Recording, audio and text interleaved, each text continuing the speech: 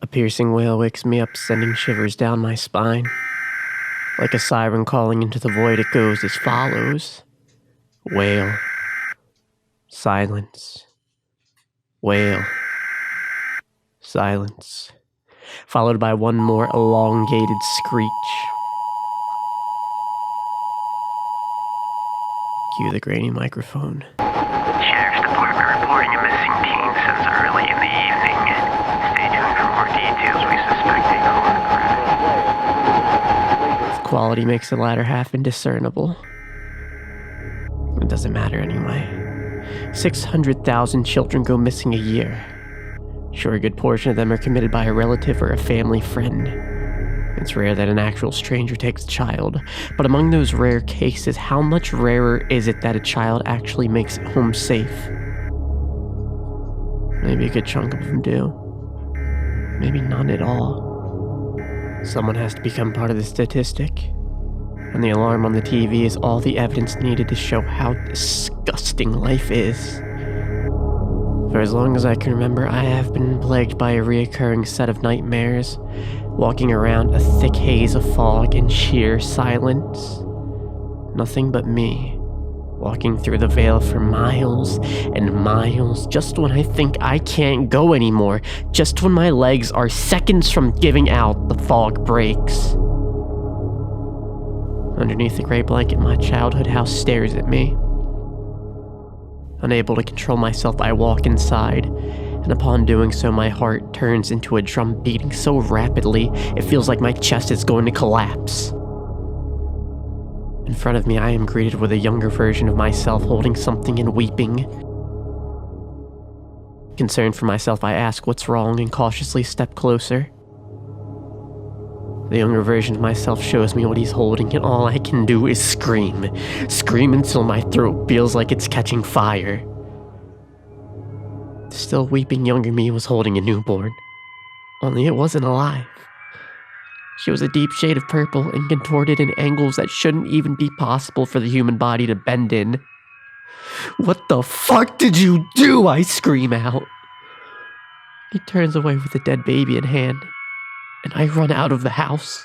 I run and cry until I finally wake myself up trembling in a ball. I am no stranger to this dream, and I know it doesn't take Sigmund Freud to understand what it means. Keep going. The piercing sound of the alarm on the TV breaks my focus, but the voice belonging to someone near and dear catches my attention. I know to many people it is a rarity, but if I go back to sleep, my dreams pick up where they left off like somebody only hit pause on a horror movie. And at this point, I know every single frame of it, and I just want to get it over with. So I turn off the TV and close my eyes. When I open them again, I'm back in the street I ran out into. It's still foggy as hell. Sometimes I think maybe that this is hell, and the dense fog is just the smoke from the flames. But I'm not the religious type anymore, so I guess it really doesn't matter either way. It's still just me here, but now there's a trail of red leading down the road. If you had the choice, would you follow a trail of blood? What if it was your own? Would you be more inclined to follow something more familiar? I would. I follow it, and end up in the same spot I always do, back at the same house as last time, and the time before that, and the time before that, and probably the same house that will always be in my dreams forever. I walk up to it once more, standing at the door. The tears in my eyes feel so real. I know you're not supposed to be able to feel pain in dreams, but I can feel the puffiness around my eyes. And my face is warmed by the hot, damp streaks running down it. I guess I'm crying in my sleep again. Once more, the door creaks open on my own accord, and once more I am greeted with the dark and empty inside of the house I've grown up in.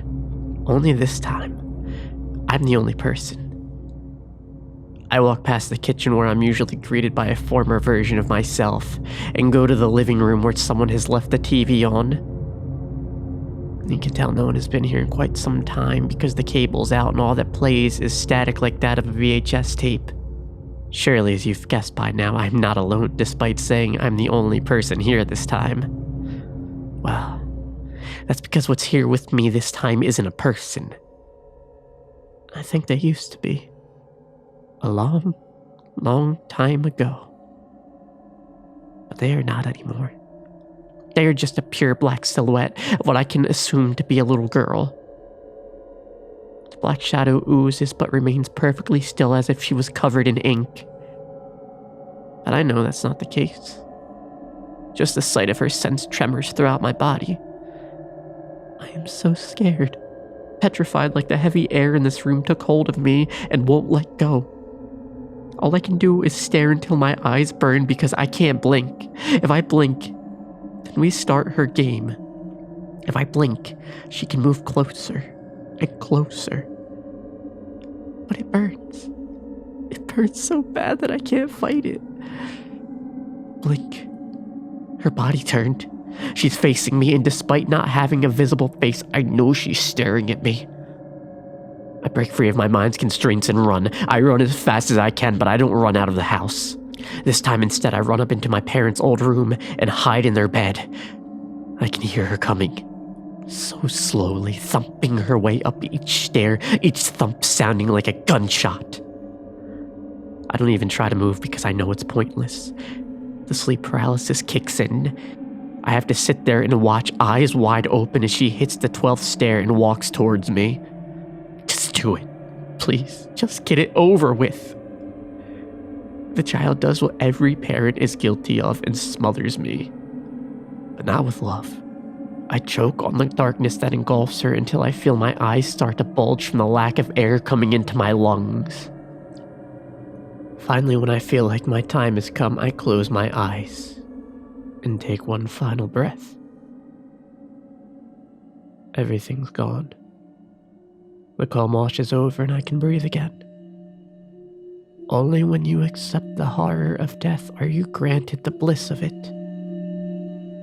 The bed under me changes to something just as soft, but it's not the same. Similar in the sense that it's a parent's bed, but not my mom and dad's. Mother Earth embraces me as I lie face up in a bed of grass looking at the night sky. Maybe this is practice for when I die in the real world. I don't know anymore. I sit up and see it. A calming presence. I don't know how else to describe such a gentle aura. It blows with the wind and just looks at me, but it's too far away. It'd take an eternity to walk to it, but like the calming presence, I blow with the wind and ever so slightly get a little closer with each breeze. I don't know how much time passes before I reach it. Maybe a lifetime. Maybe two. When I finally get to it, I stick my hand out and reach forward. Blink. Something so indescribably pure now gone in the blink of an eye. It's not there anymore. But I hear a bell ring. The loudness sending a vibration through the ground I'm standing on. I look behind me and there's a headstone with my name on it, and then it's there again. I want so badly to be near it. So I go towards the aura, taking another eternity to reach it, and I am yet again within arm's reach, and try once again to touch it. Blink. Gone. The ringing of the bells fills me with a warm dread, a peaceful fear. Another grave with my name appears. The pattern continues until the once empty field is filled with my headstones. Before I knew it, I was standing in my own graveyard, and my only company is quite literally just me. The calming presence has fleeted and left me in solitary. Just as well. I no longer want to be a part of it. All I want to know is why. Why did I die so many times? I want to wake up so bad. I want to open my eyes up and be in my room again. This feels so real, I don't even know if I'm dreaming anymore. Night terrors always feel so indescribably realistic that when you're plagued by them for years upon years, it gets harder and harder to discern dreaming from being awake. Even when I'm awake these days, I disassociate so badly, everything feels like I'm sleeping. And as of now, I'm stuck in this graveyard with more questions than answers, looking eye to eye with the most recent grave. 2019. As you can imagine, the soil is still fresh and tender from the recently deceased. I try to read the rest of the headstone, but it says something so painful to read. Instead, I start doing the only thing I can think of and begin digging with my hands. I want to know what's become of me. A familiar action in a now familiar place as my current day house appears behind me in this newly born cemetery. That feels like another piece of the puzzle clicking into place. Sometimes I'll find myself digging a hole outside of my house at night, digging with no realization of anything going on. Whether I'm dreaming or not is as good as anyone's guess. My brain is at least semi-lucid, and that's all that matters. Semi-lucid, but drifting slowly away. Where is it that our minds wander to so frequently that at any given moment they leave us on autopilot for extended periods of time? Our consciousness leaving our bodies alone to the hands of this world and the horrors in it without even the slightest means to protect itself. How often do you zone out throughout the day? Maybe you're taking a drive so similar that your brain doesn't give it the attention it deserves because your body has the motions memorized. All it takes is one car on the usually empty stretch of road to change the routine, and before your brain realizes something's different, it's already too late. That is just one instance. When I say sometimes I find myself digging a hole outside of my house, sometimes it's apparently so frequently that my brain feels the need to leave my body on its own for a while. And it's not until I hit something solid that my reality checks back in with me. If I didn't know any better, I'd say it was a rock touching my fingertips. But I do know better. And judging by the size and depths of the hole I've dug myself into, I have a feeling of what exactly I'm about to be face to face with. My suspicions were confirmed upon dusting the dirt off it. Yet another coffin. I see there is a body box beneath me despite this grave having my headstone on it. You see, every time I come to when I'm digging a hole, it's because I find one of these cadaver cases in the ground with me. And every time I stumble upon one of these, for some funny reason, I feel compelled to open it up. So I do exactly that. I bend over and open up the lid ever so slightly as to give a warning to whoever's on the inside that I'm coming. And before I can process what I'm looking at, I am face to face with something so terrifying and so familiar that my body freezes up and turns into a stone like I just had an hour-long staring contest with Medusa. I can't move again, and I know something's not right. I don't know what I'm looking at, and I can't understand it on any kind of level. The very sight of this decomposition, it fills me with so much dread and fear that it snaps me awake for real this time. Well, it snaps my mind awake. My body is still frozen solid. I can see I'm no longer outside, though. I'm in my bed. Not my parents' bed, and not a bed of grass. My bed. What's more, that's not all I can see. I can also see that I'm not alone, despite the fact that the only other living thing that should be in my house is my dog, who is currently next to me in my bed and looking at the same thing that is treading on the ends of my peripheral vision. My eyes are fixated on the TV I fell asleep watching, even though I thought I had turned it off. Waiting for my eyes to fully adjust to the darkness around me, I wait. I wait and I wonder if it takes the eyes mere minutes to adjust to something as complex as complete darkness, then why has it taken my brain over 20 years to adjust to something as simple as sadness? If you wake up in a puddle of blood, is it safe to assume it was a thing that watches you sleep? Maybe it was all just another bad dream. But then again, that's all life has turned out to be lately. A series of waking nightmares where bad and worse bleed together like a severed artery being hacked away by a rusty knife. Such a heavy loss weighing down on a mental state as fragile as shattered glass, and lately, it's gotten even worse. She's back, and she is not the same. Not the same person you grew up with, not the same person you've known all your life. She's the pale-faced, mangled body that was lying eyes closed in a box a month ago.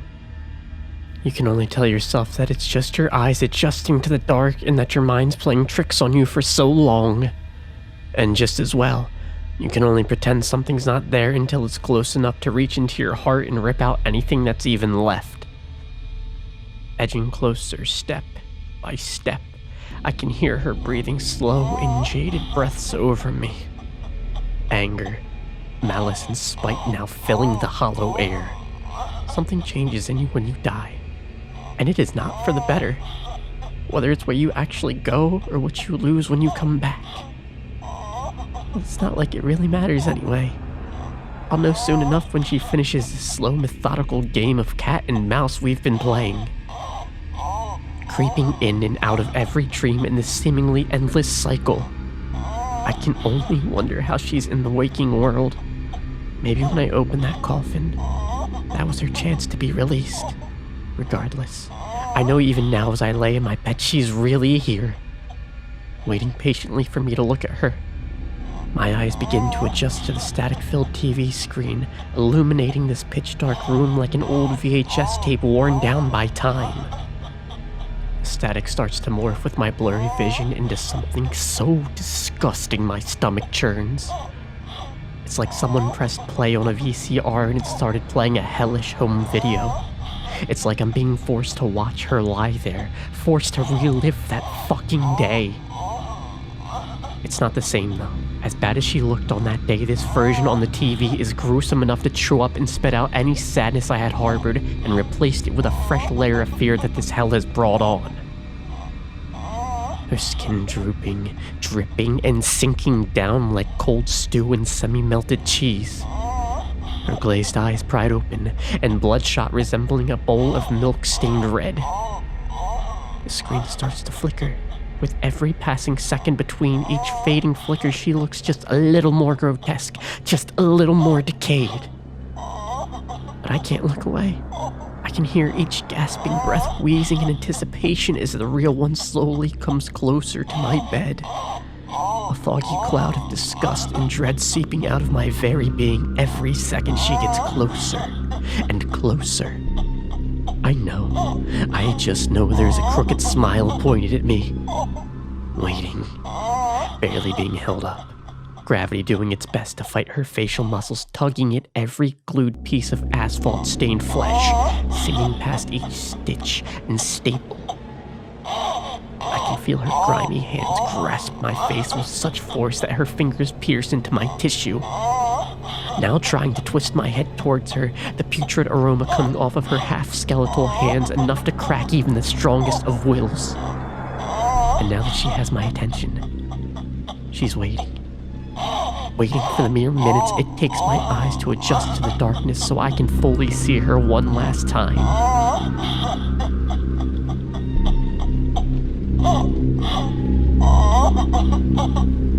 My dog barks, waking me up fully. Blink. The paralysis is over. Her game is over. The room is empty. The TV off. Just me. And just my dog who, like me, is visibly shaken up. The room is now dimly lit, proving the night is over along with the usual terrors it brings. A haunting melody echoing throughout my brain is all that is left. The trauma embedded into my head in the form of words without meaning. It feels like a sick poem of my misery dances around with childlike wonder inside of my consciousness. A maniacal loop sang to me.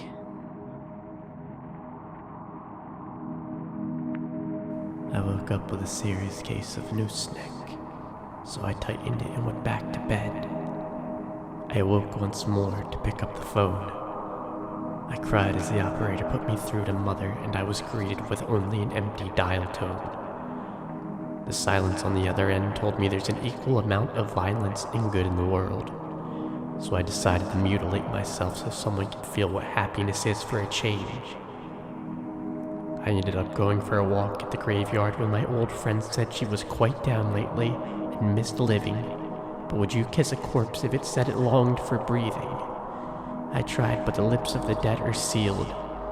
She told me to roll up my sleeve instead because she could see my heart quaking.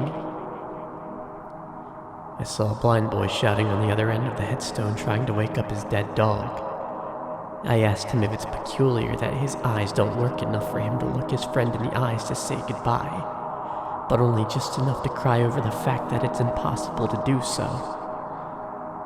I felt a teardrop from the sky and I crawled home to check the weather after the wind started to whisper atrocities in my ear. It said there seems to be a surplus of sadness in my general area.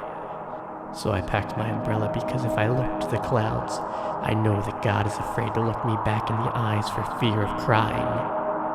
On the street I hear cursing at me, but it must be exploding head syndrome as I know no one there, and their words go through me like knives. I went back home again to hang myself from the stream, but instead woke up with a serious case of noose neck, so I tightened it and went back to bed. A perfect loop. Second after second, hour after hour. It seems the line between waking and sleeping has gotten thinner once more. Everywhere I turn, out of the corner of my eye, I see a girl smiling at me. Maybe it's sinister because she knows she'll be back again tonight. Maybe it's sincere because she knows I miss her. And just maybe when she's like this, she misses me too. That's the thing about seeing things out the corner of your eyes. You can never make out the finer details. The haze of daylight seems to drift further and further away, and before anyone could realize, the moon has already risen. I go to let my dog out for the night, and that's when I see it. Again, my backyard has turned into the damned graveyard from my nightmares. But I'm awake this time. I feel like my brain is playing a sick joke on me, but my dog sniffs one of the many headstones, so at least some of this has to be real. I put the dog in and stare, looking at what's become of my mental state, looking at the cemetery of myself. Reading headstone after headstone, I feel tears well up in my eyes, waiting for the sweet release when the realization hits. You could say curiosity killed the cat, and I should have just stayed inside. But even if I die now, you can just bury me with the rest. I will ask one more question to myself, to her, anyone who will hear me. Have you ever gone to a cemetery to look at yourself, just to do a comparison of who you are now with the cadavers of what you used to be? It's not something that's easy to do. Not at first. Looking past the shroud of nostalgia that the ghosts of you unbeknownst to yourself put there to keep you innocent and blissful. No, at first glance it's just another graveyard. But if you look around long enough for that foggy wave of nostalgia to lift, that's when you can read the headstones and remember everything that's buried here, that you put here. 1997 to 2004, lost innocence due to complications with childhood. 2004 to 2010, an explosion of emotions caused an anxiety-induced coma, and depression pulled the plug. 2010 to 2015. Buried next to my best friend who decided it wasn't worth it anymore. 2015 to 2018. I tried to accept myself, and I died in the process due to the copious amounts of stress that it brought on. 2019. A car accident took someone close, leaving only broken hearts in her place. That was all of them. But now there's an empty plot with an unmarked grave saved for my name, followed by a reason that can only be assumed to be filled out when the time is right, accompanied by the date that I decide to give up and start over again. And that is just the tip of it. If you just so happen to dig up any of these bodies, you will see that they have been deeply decomposed by a thick, grimy layer of what-ifs to the point where you don't even know what you're looking at, despite the fact that deep down you know this used to be you. It is commonly believed that if you see a double of yourself, you wouldn't recognize it. But I still can't figure out if it's because I'm trying to be the person that I want to be, or if it's because I'm still about 3 headstones away from it. Or rather because along with this world, I am constantly changing, and even today I am just a ghost waiting to haunt my tomorrow's me. So when I'm having another night terror about missing a call at 3:30 in the morning, and I wake up outside, digging a hole in the dead of night, just know, please just know, I am trying to find myself. There's only one thing left to do now. The 2 worlds I've been frequenting are colliding into one, and it's obvious I no longer need to sleep to see any of these things. I have to wait. They come at the same time every night, so tonight will be no different. There's a certain dread that comes with knowing something is coming for you. It's even worse when you now understand the horrors that soon await you. Do you understand? Monsters are real, and they are just every bit as terrifying as we were told when we were children. I know my waiting is over when I see the graveyard begin to fill with imagery that makes my stomach drop several stories. They're all me. So many different me's, but they're all dead. One with a twisted neck and what I can only assume to be rope marks scarring him. Another with visibly torn open wrists. I think the worst part is, seeing them in my awakened state, I understand that they all look sad. Nothing more. No hatred. No sinister smiles. All of them looking at me with the saddest expression I didn't even realize I could make. I do what needs to be done. I go up to each one, young iterations, current day ones, they're all here. I talk to them one by one. I hug them, and I tell them it's all right. I release my grip and blink. Blink. One by one, they all disappear until I'm at the last. I turn behind me, and she's still there, contorted, but just as sad as the rest. I say I'm sorry, and embrace her as hard as I can. When I open my eyes, I see her the way she was, the way she used to be. I tell her I miss her so much, and she nods with a smile. I tried my hardest to keep staring, but the tears in my eyes make it hard not to blink. I don't want to open my eyes and return to a world where I'm alone again. The weariness outweighs the pain eventually, and I open my eyes one more time. Everything's back to normal. No graveyard. No other me's. Just me. All that's left is to go inside and sleep for the first time in a long time.